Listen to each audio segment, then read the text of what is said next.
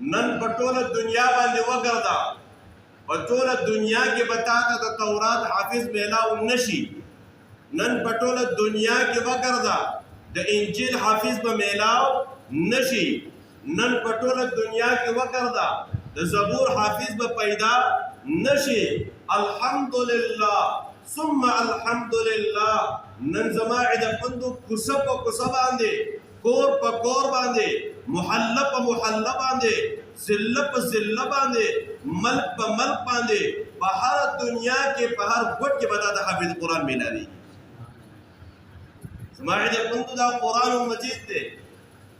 قسم دی نن چې مسلمان ته کوم عزت میلاو دی، نن چې په معاشره کې ما او تا د مور او پلار قدر پیژنو، نن چې په معاشره کې ما او تا د مسلمان عزت او احترام کو، نن چې په معاشره کې د یتیم په سر باندې ما او تا لاس راکاږو، نن چې په معاشره کې د مسکین سره ما او تا حسن سلوک کو. زما عده پندو نن چې په معاشره کې موږ د یو بل سره د یو بل تمیز پیژنو، په الله مې دې قسم دا ټول تعلیمات دا د قرآن تعلیمات دي. نن دنیا ولې لګیا ده؟ زما عده پندو د قرآن د بې حرمتۍ آواز شروع دی. د مسلمان غیرت پوری، د مسلمان جرت پوری چې آیا مسلمان کې ایمان ژوندی دی که نه؟ آیا په مسلمان کې حیا شته که نه؟ آیا په مسلمان کې غیرت موجود دی که نه؟ زما عده پندو د فرانس په ځمکه باندې داسې ناشنا خبره نه ده، دا کال په کال باندې کله د نبی علیه الصلاة والسلام په ناموس کې زما عده پندو د نبی علیه الصلاة والسلام توهین کېږي، د نبی علیه الصلاة والسلام په شان کې ګستاخي کېږي. یو کال د قرآن مجید ګستاخي کوي، بل کال د نبی علیه الصلاة والسلام د شان ګستاخي کوي. زما عده پندو دا تمامي دنیا ته دغه یهودیان ورته ښیي چې آیا مسلمان غافله دی که غافله نه دی؟ آیا د مسلمان ایمان ژوندی دی که نه دی؟ آیا د مسلمان ایمان کې غیرت ژوندی دی که نه دی؟ زما عده پندو الحمدلله ثم الحمدلله.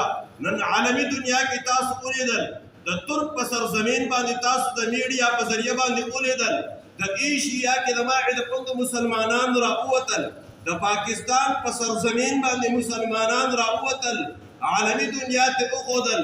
اے فرانس والو، اے یهودیانو، واورئ ورئ، دا قرآن مجید دا زمون کتاب دی، دا قرآن مجید دا د الله کتاب دی چې څو پورې زمون په سینو کې ایمان موجودی. یا الہی جسم میں جب تک ہمارے جان رہے، یا الہی جسم میں جب تک ہمارے جان رہے، اے زما ربا، اے زما اللہ، جسو پورے زمون په جسم کې روح موجودی، مونږ به ستا د قرآن دفاع کو، مونږ به ستا د پیغامبر د شان دفاع کو. یا ساده دا زمون د زړه دعا ده، مگر دل کې دعا ہے، دا زمون د زړه تمنا ده، دا زمون د زړه تمنا او دعاګانې دي. انشاءالله چې څو پورې زمون زندګۍ کې روح وي، تر هغه وخته پورې به انشاءالله په قرآن او د نبي علیه السلام په شان به غیرت. زما عزتمندو، دا خلک ولې دا غواړي، دا خلک ولې دا خوښوي چې مونږ د پیغامبر په شان کې ګستاخي وکړو؟ زما عزتمندو، ته د هغه پیغامبر ګستاخي کې چې هغه امام الانبیا دی، ته د هغه پیغامبر ګستاخي کې چې هغه د دواړو جهانو سردار دی، ته د هغه پیغامبر ګستاخي کې چې صحابه کرام خپل جان ته قربان کړی، ته د هغه پیغامبر ګستاخي کې چې صحابه کرام چې خپل بچي قربان کړي. زما عزتمندو، صحابه په نبی علیه السلام اشفاق ځکه